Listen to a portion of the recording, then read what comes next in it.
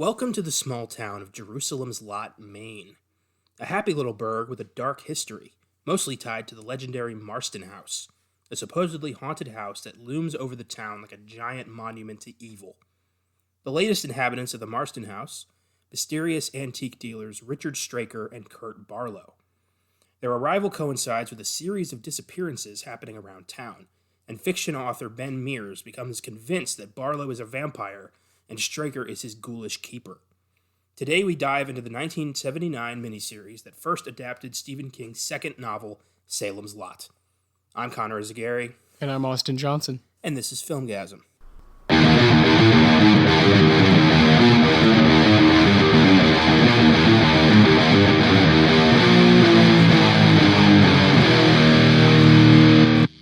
Happy Wednesday, listeners. This is episode 47 of the Filmgazm podcast, yet another discussion set in the world of Stephen King. Salem's Lot is one of the creepiest vampire novels ever written, and it was only his second novel. I recently read it for the second time, and it creeped me out more than ever. This is one of the few mini-series that we're going to cover on the podcast, so buckle up. We've talked about the 1990 It. There's just not, it's tough doing a mini-series. It's a 3-hour slog that's usually not that good. Yeah, it was at that time tough to get actors involved on TV that were, that bring up that punch. Getting Tim Curry was a treasure. Oh, it was a rarity. Very tough, yeah. And is definitely the diamond in the rough of that movie. For sure. It's the only part really worth watching, and Bill Skarsgård has kind of fucked that up. He's too good. He's too good. No kidding. Last week's American Werewolf episode and Blues Brothers bonus were both so much fun. And next week, we're going to have Austin's birthday pick to dig into. Oh, yes. Also, we hope you enjoyed our Sunday bonus of the first annual Filmgazm Awards. We plan to do that every year just before the Oscars, just for the hell of it. We just love doing this shit. Yeah, why not? Yeah. In just a few weeks, it'll be time for our 10th Weird Shit Wednesday, episode 50, where we'll dig into the career and life of the late, great Philip Seymour Hoffman, one of the most respected character actors of all time. Nominated for 3 Oscars and winning 1, Hoffman had 64 credits to his name, including The Master, Doubt, Charlie Wilson's War, and The Big Lebowski, until his death in 2014 of a drug overdose. We'll dig into a selection of 20 of his best performances and celebrate the career of one of the greatest actors who's ever stepped in front of a camera. Very excited. I cannot wait. Oh, yeah. This is one of the Weird Shit Wednesdays that we have had in mind. When we started the podcast, almost a year ago now, we're gonna enjoy this one a lot. Big It's time. gonna be a lot of fun to honor this guy. We both, we both adore his work. We've been prepping this for 3 months already. Yeah, we've both we've watched a lot, like you said, upwards of 20. Yeah. Connor's writing reviews for those, so you go check those out on filmgazm.com. Yes, indeed. Because as we go, Connor's writing reviews for them. We're talking about them. We're both surprised at the quality of the film, but mainly we're watching him. We're watching the man himself, and that's who we're going to be talking about. So yeah, be ready if you want to do some homework of your own. I think right now, The Master is on Netflix.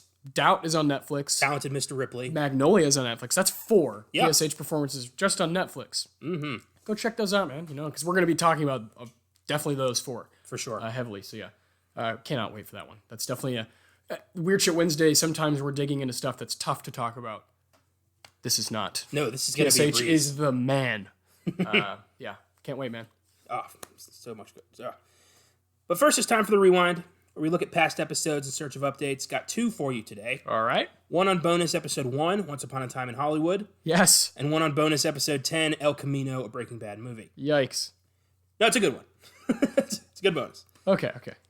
First, Quentin Tarantino has announced that he is interested in bringing the fictional TV show Bounty Law to life as a 5-episode miniseries. The fuck? Why not? Sure, why not? Okay. Yeah, I'll take it. Bounty Law is the show that actor Rick Dalton starred in before the events of Once Upon a Time in Hollywood. Tarantino has reportedly been planning this since before the film's release and has already begun writing the series and courting streaming services like Netflix. No word yet on whether Leo DiCaprio will be returning to portray Rick Dalton, who will be portraying Jake Cahill. I hope to God I don't want anyone else doing it. It needs to be Leo. Has to be. And otherwise, this wouldn't, I feel like, why not? Yeah, of course he'll do it. He'll do it. Why not? This is just... What's he got better to do? This is crazy. Like, he's making a fake TV show. right? Yeah. I want to see Brad Pitt be Leo's stunt double. Like, we don't see, like, he doesn't have a lead role. That would be cool. But every time, like, Jake Cahill jumps off a horse, it's Brad Pitt. Yeah. That would be great. And it's never addressed. Oh, perfect. But, maybe this will be another, Quentin Tarantino Star Trek or a Kill Bill 3. Where it's a pipe dream that doesn't actually happen. That's true. We never know with this guy. He's got so many grand plans that it's hard to take him at his word at this point. Too much for one mind, yeah. And next, a quick update on El Camino. The Breaking Bad spin-off Better Call Saul has been renewed for a 6th and final season on AMC that will air in 2021. Its upcoming 5th season premieres on February 23rd this year, and I can't fucking wait. Yeah, man. It's going to be great. So it's going to be 1 season longer than Breaking Bad. How about that? I really hope the last scene of Better Call Saul is Walter White walking into his office to get Badger out of prison. Oh, man. Just, end it cyclical, like, just perfect. Right there. We'll see. So much good shit. I'm so excited. I can't believe there's 2 more full seasons of content because I'm not satisfied with El Camino. So No. I need more. Mm-mm. I need to go back to Albuquerque. Yeah. I need more. I need to see Saul Goodman's first year as Saul Goodman. Well, and I need that validation that Vince Gilligan still got it. You know what I mean? Yeah. I know he does, but I need that. I need to see that first episode and be like, all right, I'm back in a safe place. That movie was a fluke. Let's move on, Sad, but yes. I'm just being honest. I get it. We fucking gave it the... Yeah, we tore that movie apart. Didn't like it. Salem's Lot began life as a novel published in 1975. In several interviews in the 80s, King stated that Salem's Lot was his favorite. The town also featured heavily in the short stories Jerusalem's Lot and One for the Road, both from the 1978 collection Night Shift. Characters from the novel, most notably Father Donald Callahan, were prominent in the later books of King's Dark Tower series, Wolves of the Kala and Song of Susanna. It was inspired by King's idea of what would happen if Dracula came to modern America. Cool idea. And I can't believe this was his follow-up to Carrie. Like, right. Starting fucking strong. Unbelievable. And then I think his follow-up to this was The Stand. Yeah. And then it was The Shining, and then it was The Dead Zone. Like, fuck, man. That stretch, it's too much. Ugh. It's like every year. The miniseries debuted on CBS in 1979 as 2 episodes, directed by horror filmmaker Tobe Hooper, who we've talked about in the past as director of horror masterpieces Poltergeist and the Texas Chainsaw Massacre. Of course, if you followed our podcast for a while and you listened to our Poltergeist episode, then you know that Tobe Hooper most likely did not direct Poltergeist, but instead took a backseat to a very handsy, involved Steven Spielberg. It was his. Come on. It's obvious. Watch the film. Watch the film. Watch Poltergeist and watch E.T. And yeah, there you go.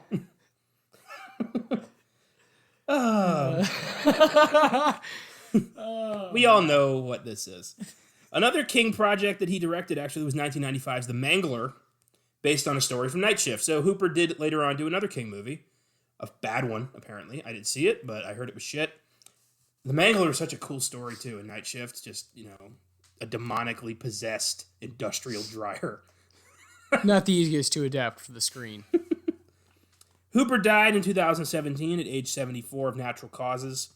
But he put his stamp on horror. I mean, Texas Chainsaw alone is enough to get this guy into the Horror Hall of Fame. Yeah. Well, and then just being known as the guy who took the back seat to Steven Spielberg. Yeah. That's cool in itself. Yeah. I want to get t-shirts printed up that say Tobe Hooper didn't direct Poltergeist. Just for the fuck of it. Oh, all good fun. So the cast of the film is mostly TV actors of the time. David Soul, known for his lead role on the 70s cop show Starsky and Hutch, he was Hutch, played writer Ben Mears. Soul also had a successful singing career with hit singles Silver Lady and Don't Give Up on Us Baby. Of course he did. His name's David Soul. How do you not become a singer with that? Yeah. That handle. And he bothered me so much in this movie. He seems like he's always going to fly off the handle. I don't know Yeah, why. yeah. He's always really stressed out, and his haircut is ridiculous. He looks exactly like Biff at the beginning of Back to the Future when he's giving George McFly shit about the blind spot. He's got the same haircut. Ugh. It's all I could see. Yeah. No, after like the first 15 minutes, I was like, whew. Gotta get used to that head of hair. Jesus. So this is our hero. All right. Yeah. Fuck. Oscar nominee James Mason plays Richard Stryker, the evil guardian of the vampire Barlow. Mason apparently loved the script and really wanted to play a bad guy. That's why this legendary Oscar-nominated actor is in this movie. Mason was nominated for his roles in 1954's A Star is Born, 1966's Georgie Girl, and 1982's The Verdict. He also starred in 1962's Lolita, 1959's North by Northwest, and 1952's 20,000 Leagues Under the Sea, among others, before his death in 1984 at age 75 from a heart attack. James Mason is a hell of an actor. I've seen a lot of his work. He's fucking great. And it's so weird that he's in this. Yeah, I know. Doesn't make any sense. I guess he's the guy who validates the project. Yeah. He really wanted to play a bad guy. Yeah. Which is because I think he played a fucking bad guy in Lolita. Yeah. He's a monster in that movie. Yeah. He's just a fucking child. You don't get much more bad guys than that. Is that not enough? Yeah. And he was great in The Verdict, too. That's a great movie. Love The Verdict. Paul Newman. Man. Legendary. I haven't yet seen his A Star is Born performance. Neither have I. But that is going to be on the docket for an upcoming Weird Shit Wednesday that we'll be talking about in about a month. So yeah. Sometime in March, that'll be, yeah. Mm-hmm. Lance Kerwin plays Mark Petrie, the young boy who joins the vampire hunters after the death of his parents. Kerwin played minor roles on a bunch of TV shows and also had roles in 1985's Enemy Mine and 1995's Outbreak, which was his last credit. Yeah. I think he's likely retired. Just never really took off for him. And I was reading his trivia. He got arrested in the late 80s for crack cocaine possession. Jeez. But it turned out what the cops thought was drugs was actually baking soda. And he was released. Because I read that at first, like, oh shit, he fell on hard times. But nope, just baking soda. Yeah, I just carried it around with me, man. I wonder why he had just a bag of baking soda. That just raises more questions. Yeah, it's even weirder. Unless they planted it or something. But why would they plant fake drugs? So many questions. Yeah. Do they think the cops are that dumb? Yeah. I saw this article about this guy who got arrested for possession of a bag of meth, but it was actually a bag of kitty litter that he was using to defrost his windows. And the look on his mugshot is like this smug, arrogant smile of like, you sons of bitches are going to be apologizing to me so hard. I can't wait. Countersuit. Just, oh man. So great. Bonnie Bedelia plays Susan Norton, Ben's girlfriend and later victim of Barlow. Bedelia is best known for playing Holly Gennaro, wife to super cop John McClane in the Die Hard franchise. So pretty sweet. And her role is significantly dropped from what it is in the book. Yeah. She's a much stronger character. I read that, yeah. Unfortunate. Everyone really suffers. It sucks. Yeah. But nobody suffers worse than Barlow, and we're going to get into that. Oh, God. Oscar nominee Lou Ayres plays teacher Jason Burke, changed from Matt Burke in the book for no apparent fucking reason. Ayres was nominated for his role in 1948's Johnny Belinda.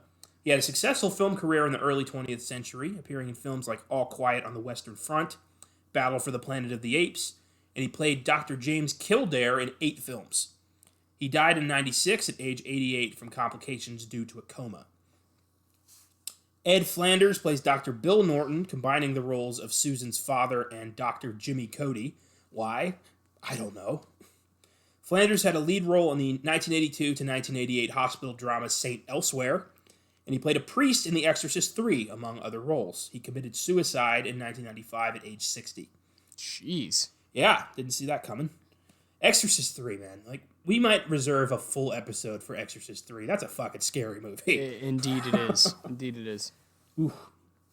Jeffrey Lewis plays Mike Ryerson, gravedigger turned vampire victim. Lewis appeared in The Devil's Rejects, Maverick, The Way of the Gun, and a number of other films before his death in 2015 at age 79 from a heart attack. Fred Willard plays Larry Crockett, realtor who's sleeping with his married secretary. Another subplot that means fucking nothing in the movie. Way more significant in the book. Willard is a notable character actor who has appeared in films like Best in Show, Anchorman, Wall-E, and he had recurring guest appearances on Everybody Loves Raymond and Modern Family. Fred Willard's a goddamn national treasure. That guy's hilarious. Oh, yeah. He might be my favorite part of Best in Show. Just the commentator who knows nothing about dogs. And he's just saying random shit to the other guy. And he's got probably my favorite line in the movie. He just goes like, quick question, how much do you think I could bench press? Quick question. I've said that to people randomly. It's my favorite, like one of my favorite quotes. What do you think they're doing over there, Ray? And finally, Reggie Nalder has an uncredited role, I don't know why, as Vampire Master Kurt Barlow. Which makes sense since, you know, he has no dialogue. He's just kind of a fixture. He could have, we didn't really need an actor for this. It could have just been a statue. It's such an inconsequential performance. Nalder was an Austrian actor who reached a high point in his career as the assassin Rien in Hitchcock's 1956 remake of The Man Who Knew Too Much. His other big high point was his role in Salem's Lot. And he died in 1991 at age 84 from bone cancer. Oof. Yikes. Painful way to go. Yeah. But, yeah, it's... Kurt Barlow in the book is one of Stephen King's scariest bad guys ever. He's this ancient, he says he's been around since the Romans. Like, he's witnessed the birth of Christ. Like, this is a powerful, ancient evil.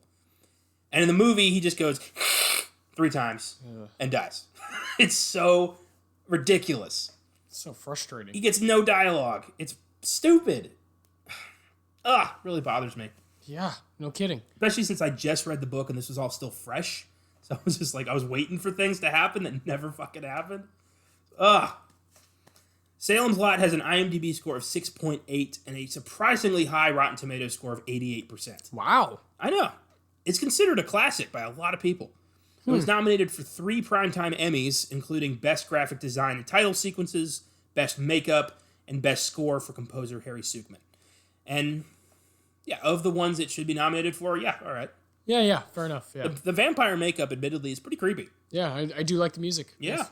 This was his last score before he died, Harry Sukman. Let's get into the plot of this mofo. It's pretty much, I wouldn't say identical to the book, but it's like 60-40. So we begin at a church in Guatemala where Ben Mears and Mark Petrie are filling bottles with holy water. And they're on the run. They know that something's after them. And they know it's nearby and they decide to fight it. And then we flash back to 2 years earlier where Ben Mears is a successful, I wouldn't say successful, he's kind of a moderately successful author. Doing fine. I guess, Stephen King, really, at the time. Yeah. He only had one big book.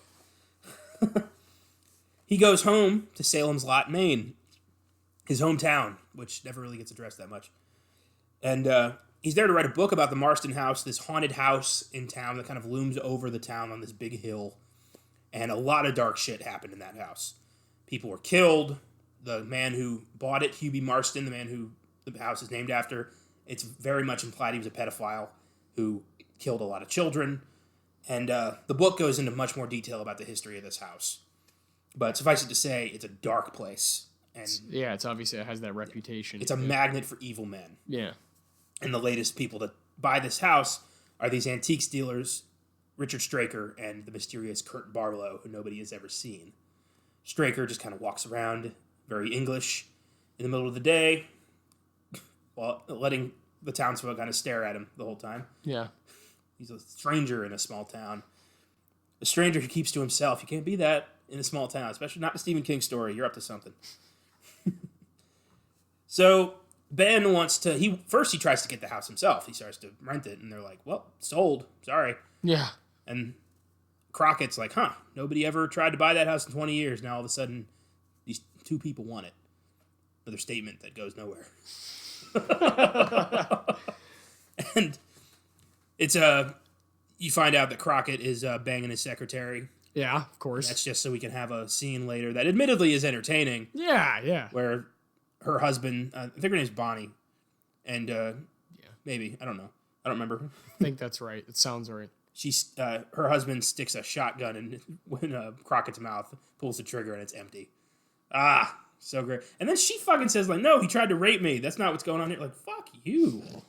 Oh, God, Fred Willard's just sitting there looking like an idiot in his fucking red boxers. It's like shiny Damn it. 70s disco shorts. Ridiculous. That actually leads to something in the book, but here it's just kind of played for comic relief, and then Crockett gets grabbed outside his house. So Ben goes to stay at the local boarding house, and everyone's asking him, like, oh, you're a writer? What are you writing? And he's like, a book. Yeah. He's very dismissive. He's like, Words. Words. I'm writing a book. Words, pages. I love the boarding house lady. He's like, she says, what are you writing? He's like, what do you do? She's like, I write books. He's like, oh, have I read any? She's like, you read any books? I don't know. She's like, no, of yours. Like, fuck, dude. Jesus. Why is he so pissed off? There's no reason to be pissed. The story, it hasn't happened yet. Yeah, I know. Yeah. Settle down, dude. His meeting with Susan is so weird in this movie. Yeah. He just kind of walks up to her and is like, what are you doing? You drawing? Hey, what's up? Yeah. Oh, you reading my book? You shouldn't crease it like this. Why are you holding it like this? Yeah, you want to have dinner? Like, just... Jesus, dude. Slow down. In the book, I know I'm going to do this literally the whole time. In the book. Of course. You have to. Ben is more of a soft-spoken, kind of insecure writer who doesn't know if he's any good. His books haven't sold that well. And he's here to kind of recapture the spark. And he meets this girl, Susan, in the park, chats her up, starts talking about, oh, she's reading my book. Oh, do you like it? Oh, wow. And they actually have, they form kind of a connection. With this, it's very much like, hey, we need the plot to move on, so let's go have dinner. Yeah. Let's go. Where are we eating, huh? Hey, you need to know what you want before we get there. And they move straight into having dinner with her parents. Yeah. Which didn't happen for a while in the book. They need time to grow, and she's also really insecure, and her mother's overbearing. Her relationship in the book, it's Floyd Tibbets. In the movie, it's Ned Tibbets. What the fuck? I don't know. That whole thing actually is significant in the book. Here, it's just so he can get knocked out by the guy, and then the guy fucking disappears. Ugh! This movie bothered me a lot. Yeah. No, it was all right. It's fine. We're getting there. We're getting through it. Yeah. So, I have not read the book, just so everybody knows, obviously. Yeah. This is interesting, though. Yeah. I'm not surprised. It's a great book. Don't judge the story by this. No, I'm not surprised, because I think the movie... miniseries just doesn't have a good pace at all. It does not. So, yeah. Makes sense. I was remarking before we started recording that I was really surprised that even with a 3-hour and 20-minute runtime, it leaves so much out. It's amazing. You have the time to do this, and you still don't do it right. You just do useless shit. Ugh. So, Ben just kind of goes around town, reconnecting with people, talks to his old school teacher, Jason Burke, as opposed to Matt Burke, which is his name. Yeah. And they start talking. He's like, hey, you were a major influence on me being a writer, so let's never talk about that again. How about, like, the house is evil, and why did it draw me in? And he says, a line I actually really like is, do you believe a house can be evil? Like, evil in its bones. Like, pure darkness in the walls, in the floor, in the piping. Like, is that possible? I'm like, I wonder. In his world? Yeah. Yeah, no kidding. Everything is fucking evil in Maine in Stephen King's world. Yes. The trees, yeah. The mist. He recalls a traumatic childhood incident where he broke into the Marston house on a dare and saw the ghost of Hubert Marston, maybe, dangling from the ceiling. Creepy. A large crate is delivered to the Marston house one night. Straker has these two idiots deliver this crate to this house and is like, we need it in the house. And do not open it, understand? Yes. That's my terrible James Mason, ladies and gentlemen. So, right as soon as these two guys, Straker and Barlow, and really Ben, they all kind of show up at the same time, people start disappearing in town. Mm-hmm. The Glick kids disappear. Yeah. Glick kids. The Glicks. Doesn't sound right. Sounds inappropriate. I don't know. Well, they become vampires, and the creepy scene that people remember the most from this movie is Ralphie or I think Danny Glick hovering outside of Mark Petrie's room. Yes. And admittedly, that's pretty creepy. They filmed it in reverse to make it look more ethereal. Oh, okay, there you go. Yeah. And the makeup is really good. The vampires look creepy. All of them except for Barlow. He looked just ridiculous to me. Fucking clown. He is a clown. Ugh. You know what it reminded me of? Bane in Batman and Robin. Yeah. They took a great fictional character and they dumbed his ass down. Damn it. What is the cause of this? Money. Money. So it's very obvious that in the big crate is Barlow. His coffin. He's in town and he's hungry. Now in the book, his stalkings are creepy as fuck because he'll walk up to people, introduce himself, and just say like, hello, it's a nice night. I am ancient evil and I hunger. I'm paraphrasing, but it's pretty creepy. And in the movie, we only see him in like the last 20 minutes of this thing. And it's just not worth it. So Straker is there to prepare for Barlow's arrival. They're going to take over this town. Yeah. And one by one, he starts eating kids and eating people. Gets Crockett, gets the Glick kids, gets, what's the guy's name? The gravedigger. Ryerson. Mike. Yeah. I want to say Ned Ryerson, but I know that's not right. Different movie. Yeah. So the Glick boy kills his brother, and after the funeral, Danny gets Mike Ryerson, and they try to get Mark Petrie, but he's a smart kid. He studies horror. He's Charlie in Fright Night. He knows how this shit works. Yeah. So he's like, no way, you can't come in my house, and I'm not letting this. No way. Fuck that. He repels Danny with a cross. And throughout movie history, it has always made me laugh the way vampires freak out at a cross. It's always like, they always freak the fuck out. Yeah. It's why I like Fright Night, because it's way over the top. Like, they knew this is ridiculous, so let's go crazy Let's just go ahead and do it. Yeah. Do it right. Can't wait till we do Fright Night. That's going to be fun. Hell yeah. So Ben and Jason and the doctor slowly start realizing something weird is going on in this town. And Jason, after experiencing a freaky moment with Mike and his dead body, calls up Ben and is like, look, I think we got vampires. And Ben's like, the fuck you just say? You can't just say that. What do you mean we got vampires? And he's like, I'm telling you, man, he was dead and then he wasn't. And then he looked at me and he had fangs and he repelled from the cross. So you tell me. Fuck this. So our pets' heads are falling off. What is? My God, this is the go-to like crazy problem.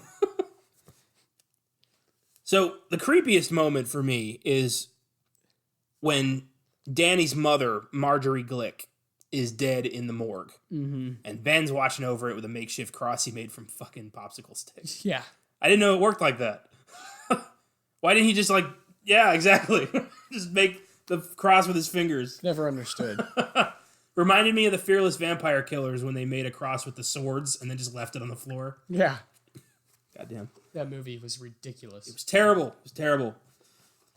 But Ben is still on the fence about this, but he's got to admit, weird shit's happening. Maybe Jason is not as crazy as we think. And then as he's saying the Lord's Prayer, Marjorie gets up. And he immediately was like, Bill, get in here. Bill, right now, get in here. Made me laugh. David Soul, his tough guy exterior is fucking gone. And he is shitting his pants right now. He's terrified. And he fights off Marjorie. And gets her right between the eyes with the popsicle stick cross. Repels her. Later on, we meet Barlow for the first time after he kills both of Mark Petrie's parents by hitting their heads together like a fucking Three Stooges movie. I think that's exactly how it went down in the book, though. Like, he just went poof, and they're dead. Mark escapes with the help of Father Callahan, who is barely in this, despite being one of the most important characters of the book. So important that King took him out of Salem's Lot and put him as a central character in the Dark Tower series. But he is barely in this. I didn't even include him in the cast list. It's nonsensical. He's not even that important. No. But Mark escapes. Barlow gets the priest, presumably. And Jason has a heart attack after fighting off Mike Ryerson as a vampire. Which, yeah, I would have a heart attack too. So Mark wants Barlow dead. He wants revenge for the death of his parents. So he goes into the Marston house. And Susan, who's concerned about all this, follows him in. And they're immediately captured by Straker. And in the book, Straker's death is fucking awesome. The movie, it's ridiculous. He gets shot like 10 times and then just falls over, while holding like a big piece of something. Now in the book, Straker has Mark tied up in a bedroom upstairs. Mark gets loose, grabs a fire poker or some like metal thing, waits for Straker to come in the room, hits him on the head, gets Straker on the ground, beats him to death. But not all the way to death, because Straker's still slightly alive. Barlow finds out about this, rips him the fuck apart. Yeah. Classic. Great.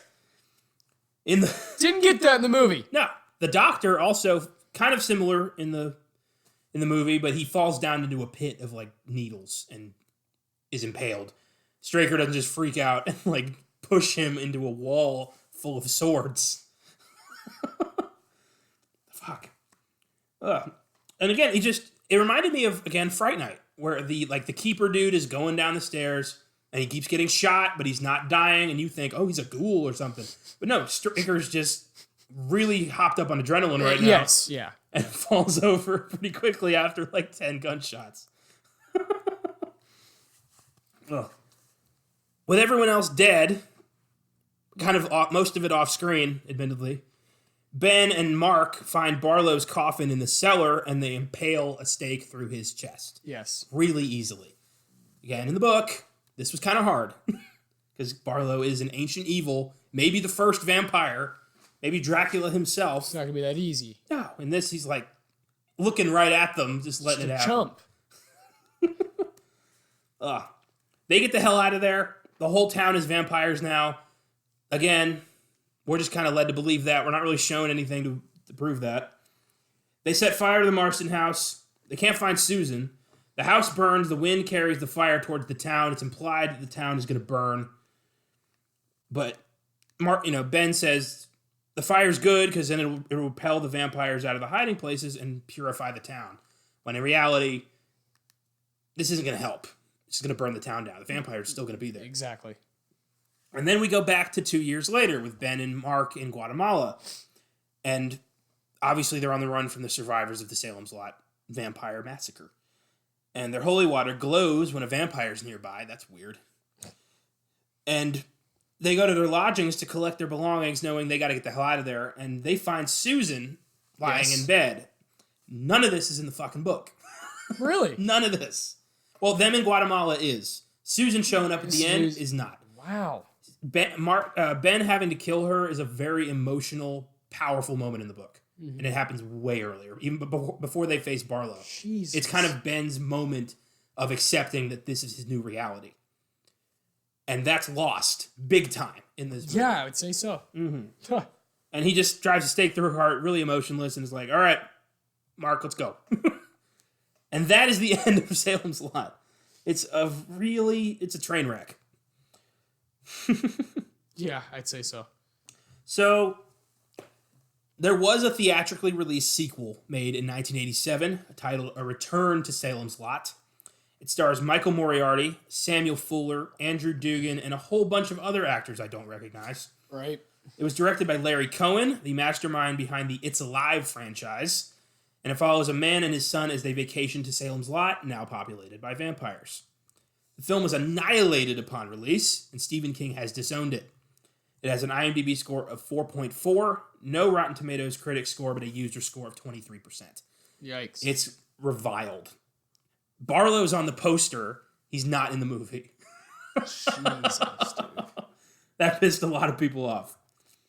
There was another miniseries made in 2004 for TNT, starring Rob Lowe as Ben Mears, Andre Brower as Matt Burke, Donald Sutherland as Richard Straker, Samantha Mathis as Susan Norton, James Cromwell as Father Callahan, and Rutger Hauer as Kurt Barlow.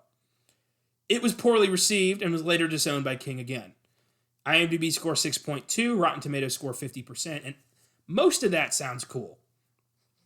Rob Lowe as Ben, no. No thanks. Donald Sutherland as Straker, yeah, that's good. And I would say Rutger Hauer as Barlow sounds fucking awesome, but my uncle said he was terrible. He's the worst part. He's been watching him just for the hell of it. And just because. He said that people watch weird things with their time, you know. Rutger Hauer is phoning it in the whole time. You can obviously tell like his scenes were filmed in a sound stage away from everybody else. He did this for money. He could give a fuck. Jeez. They have yet to do this right. And there is currently a theatrical remake slated for development with Gary Dauberman set to write the script. Dauberman has written such films as the Annabelle trilogy and both chapters of It. Last I heard, James Wan was interested in directing. If they pull this off, Salem's Lot could be the scariest vampire movie ever made. Those are the right people to do this. I agree. And I think they could capture the James Wan is so good at just like setting and tone. Yeah. I think they're perfect. It's the perfect duo. Oh, for sure. They've already proven they could do, Gary Dauberman's already made some great Conjuring movies. The fact that he wrote It 1 and 2. Exactly. He's already proven to Stephen King street cred, so yeah, let's do it. Yeah. Let's see how this goes. Here's some Filmgazm facts for you. Number 1, director George Romero was originally approached to direct a feature film version, but after the announcements of John Badham's Dracula in 1979 and Werner Herzog's Nosferatu the Vampire, Warner Brothers decided to turn Salem's Lot into a TV miniseries to avoid the competition. Romero dropped out, feeling he wouldn't be able to make the film the way he wanted to with the restrictions of network television. Mm-hmm. Smart move, but can you imagine what Romero's Salem's Lot would have been like? Yeah. Whew. Would have been great. Big time what if. Number 2, Larry Cohen wrote the first draft of the movie's script, but producer Richard Kobritz said Cohen's script was, quote, really lousy, and chose Paul Monash to write the screenplay. Cohen attempted an appeal to get some writing credit on the film, but he was rejected. Amazingly, this guy was given a sequel. He's the guy who made Return to Salem's Lot. Jeez. The theatrical version was released in Spain with the title Phantasma 2, a supposed sequel to Phantasm, despite the fact that these two movies have zero in common. It was like Troll 2, one of those situations. Oh, man. Number 4, Psycho writer Robert Bloch was originally supposed to write the script of this. That would have been cool. And number 5, the biggest issue that divides fans of the novel and miniseries is the fact that Barlow is depicted as a hissing Nosferatu-like monster in the adaptation, as opposed to the speaking Dracula-like character of the novel. In an interview with Richard Kobritz, he said the decision to go with the terrifying monster figure came out of concerns that a speaking, romanticized villain just wouldn't be frightening enough. Especially as John Badham's remake of Dracula starring Frank Langella was released in 1979.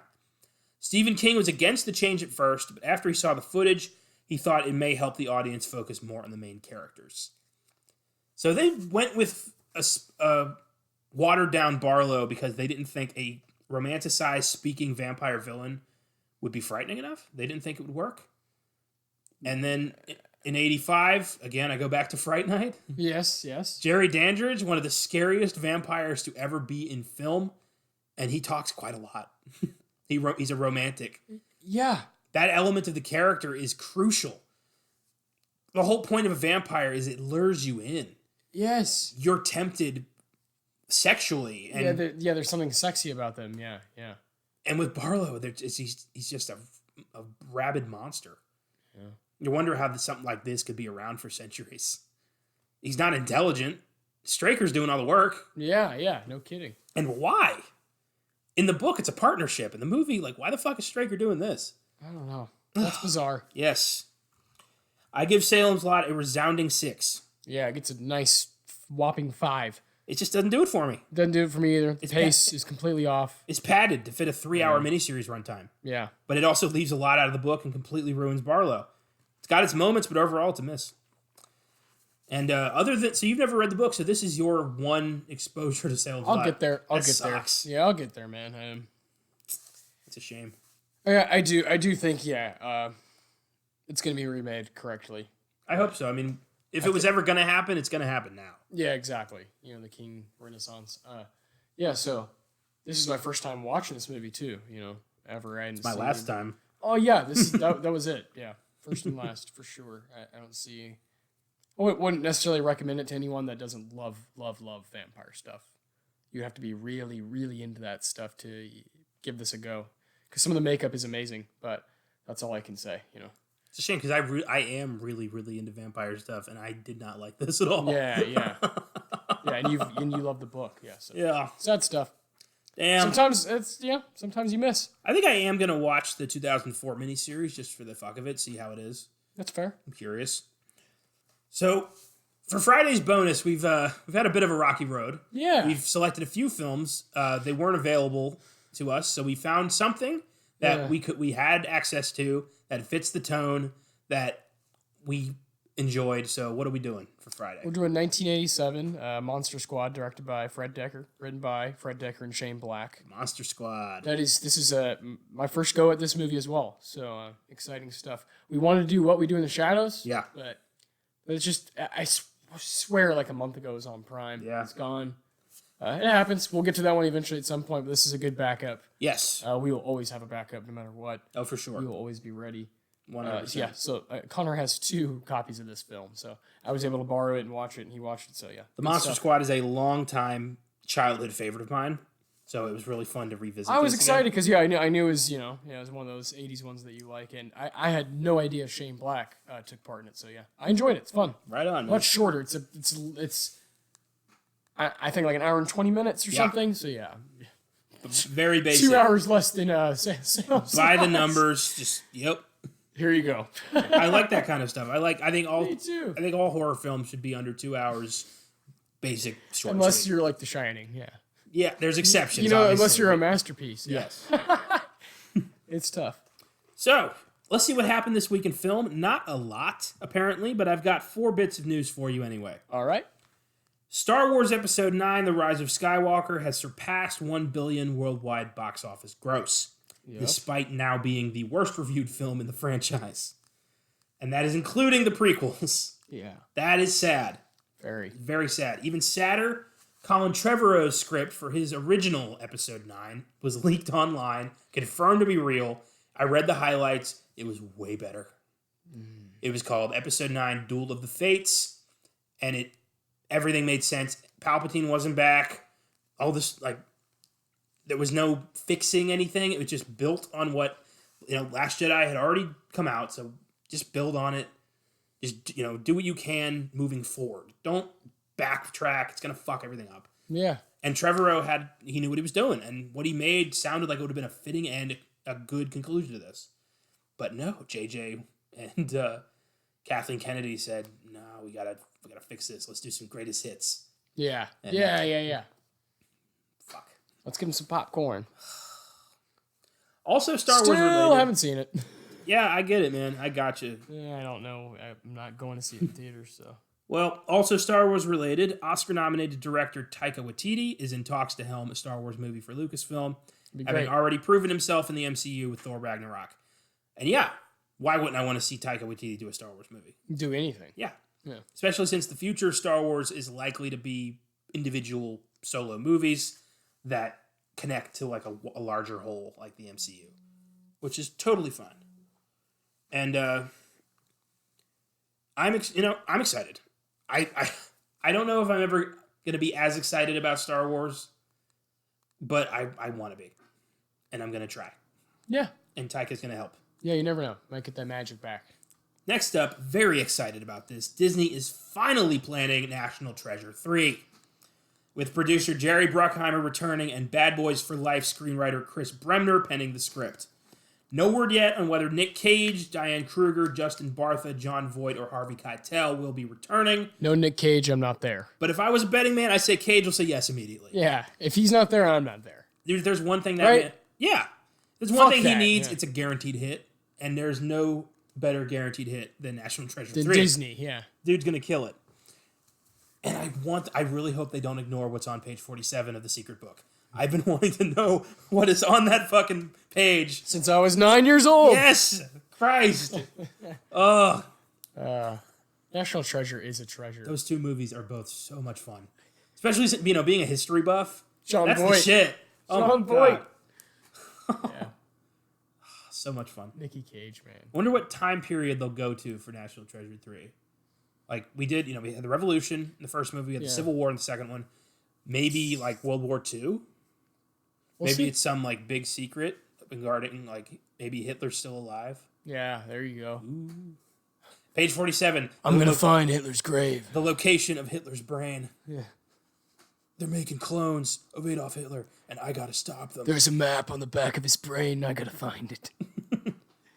We'll get started if you just calm down. My God. I can't do a respectable Cage, but We love him here. we love him so much. He's the man. I don't think we've done any of his movies yet. No, we talked on the Coens, We talked a little bit about Raising Arizona in the Coen Brothers We episode. haven't done a straight up Not yet, Nicky Cage. but it will happen. Oh, yeah. It will happen. Of course. And finally, iconic cult director David Lynch released a new short film on Netflix titled What Did Jack Do? In it, Lynch stars as a detective who is interrogating a monkey for murder. I don't know why, but he's David Lynch. That should be enough. Yeah, exactly. He's the one filmmaker where you just can't question why he does what he does. Just assume he knows what he's doing. But like I recently started watching Twin Peaks for the first time, Nice. and I'm halfway through the first season. I'm enjoying it, but it's fucking weird. Yeah. But I accept that because it's David Lynch weird. His weird is a different weird. So that is all. It's been a slow week for movies. Salem's we're Lot, kind of in a weird time. Yeah. Salem's Lot is kind of a bust. I was really hoping for something from this miniseries. Yeah, it's frustrating. We had some real bangers this month. Yeah. Because it's our birthday. We did American Werewolf last week and Blues Brothers for the bonus, and this just didn't quite fall in line with the rest. Yeah. But we didn't know that. We took a chance on a movie we both never seen before. Hey, we're doing everything King's ever done. So any movie, So we have to knock them all out. Yeah, including the shit. I mean, we're gonna do the Lawnmower Man at some point. So Hell yeah. it's yeah. You think this is shit? Oh, hold on. Yeah. So thanks for going to Salem's Lot with us this week. Enjoy Monster Squad on Friday, and on Sunday we'll be releasing a bonus on the 2019 Korean masterpiece Parasite. Oh yes. It'll be our last Sunday bonus from 2019. Expect 2020 new releases from here on out. And we'll explain more on that in the episode. Next week, we're going back to true crime with the underrated 2007 David Fincher classic Zodiac. Woo! Starring Jake Gyllenhaal, Mark Ruffalo, and Robert Downey Jr. as the real-life cops and journalists who tried to crack the indecipherable code of the Zodiac Killer. Yes, there we go. Back on track. Zodiac, we both know we love, so yeah, that'll be fine. Oh, hell yeah. It's going to be a good This will be our time. second movie talking about a real-life serial killer. We did Extremely Wicked, Shockingly Evil, and Vile last year. And it won't be the last. There's a lot of true crime out there. True horror. Real fucking scary shit that happened. And we're going to tackle all of that. First Fincher film, too. Yeah. Hell yeah. First David Fincher. This is going to be good. And not the last. Oh, no. No. See you next week. And until then, don't invite any vampires into your house. And if you're a Stephen King character, better stay the hell away from Maine.